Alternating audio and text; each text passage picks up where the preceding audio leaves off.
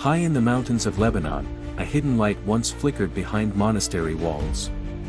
In silence, he spoke. In prayer, he moved mountains. And in death, he would perform miracles that science could not explain. This is the story of the saint the world could not ignore, Saint Charbel Makhlouf. Born Youssef Antoun Makhlouf in 1828 in the humble village of Beka Kafra, Charbel grew up in the Maronite Catholic tradition, deeply devoted to the Virgin Mary. Orphaned at a young age, he often withdrew to pray in the hills, already drawn to the life of the Desert Fathers. At 23, Youssef entered the monastery of Saint Maron at Anaya, taking the name Charbel, after a 2nd-century martyr.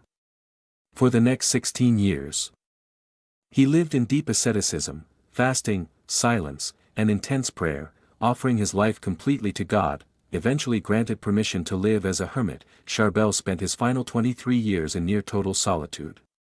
His only companions, the Eucharist, the Scriptures, and the elements.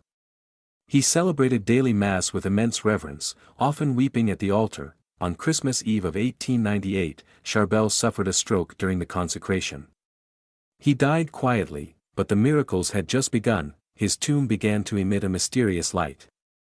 When opened, his body was found incorrupt, oozing a blood-like fluid, defying all natural explanation. Over 29,000 miracles have been attributed to Saint Charbel, many medically verified.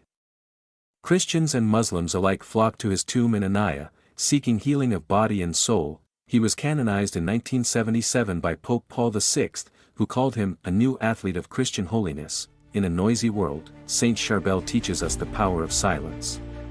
In a restless age, he reminds us that a soul united to God can move heaven and earth. Saint Charbel Makhlouf, pray for us.